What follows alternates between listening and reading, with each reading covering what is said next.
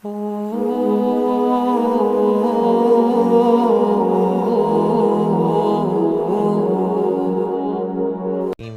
الکتاب لا ریب فیہ ھدی للمتقین، یہ ایک ایسی کتاب ہے جس میں کوئی شک نہیں اور متقین کے لیے ہدایت کا ذریعہ ہے۔ ناظرین کرام، یہ قرآن جس کی ہم تلاوت کر رہے ہیں کس مقصد کے لیے نازل ہوا؟ ہماری روزمرہ کی زندگی میں قرآن سے ہم کیا فوائد حاصل کر رہے ہیں؟ اور اس کا جواب سورہ بقرہ کی آیت نمبر 2 کے اندر ہمیں نظر آتا ہے، جب یہ پروردگار شاہ فرماتا ہے کہ ذالک الکتاب، وہ کتاب جو بے مثال رب العالمین کی طرف سے ہم پر نازل ہوئی ہے، لا ریب فیہ، اس میں کوئی شک نہیں ہے، ھدی للمتقین، متقین کے لیے قرآن کی معجزاتی آیات ہدایت ہیں۔ یہ پوشیدہ خزانہ جو اللہ تعالیٰ نے انسانوں پر نازل کیا ہے، انسانی رہنمائی کے لیے ہے۔ یقیناً بدقسمتی سے ہم انسان اس کتاب سے اصلی استفادہ ہی نہیں کر رہے۔ ہم اسے ریشمی کپڑے میں لپیٹ کر الماری میں رکھ دیتے ہیں۔ قرآن صرف ہماری شادی کی تقریب کے لیے یا سفر کے دوران خیریت سے منزل تک پہنچانے کے لیے استعمال ہو رہا ہے، یا قرآن استخارے کے لیے استعمال ہوتا ہے۔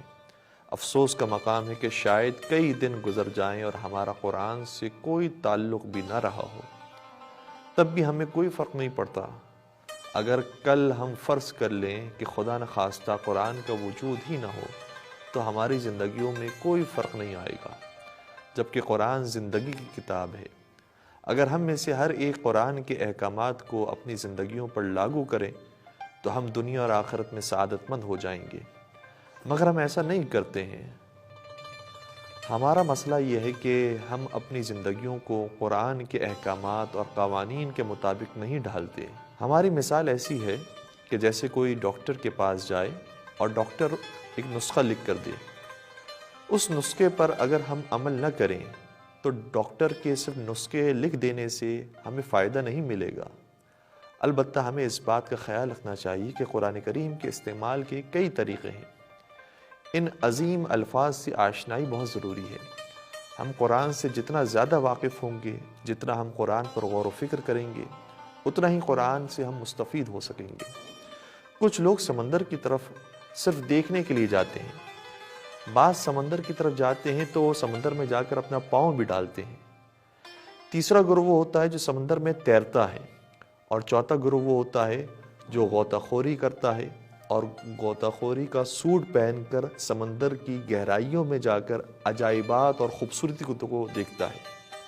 وہ ایسی چیزیں دیکھتا ہے جو پچھلے گروہ نہیں دیکھ پاتے۔ یہی معاملہ قرآن کا بھی ہے۔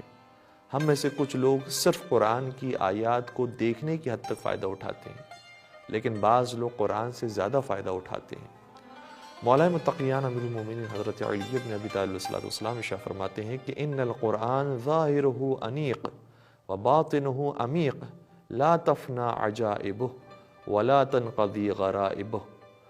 قرآن ظاہری شکل میں خوبصورت ہے اور باطن میں گہرا ہے۔ قرآن کے عجائبات ختم نہیں ہوتے اور قرآن کی رونقیں ہمیشہ باقی رہتی ہیں۔ رمضان کا یہ مہینہ قرآن کا مہینہ ہے اور قرآن سے استفادے کا مہینہ ہے۔ آئیے رمضان المبارک کے اس مقدس مہینے کے پہلے ہی دن سے اپنے اللہ سے یہ عہد کر لیں کہ نہ صرف رمضان مبارک میں بلکہ پورا سال قرآن کی تلاوت کرتے رہیں گے، قرآن سے آشنائی حاصل کریں گے اور قرآن کی آیتوں پر غور و فکر کرنے کی کوشش کریں گے۔ انشاءاللہ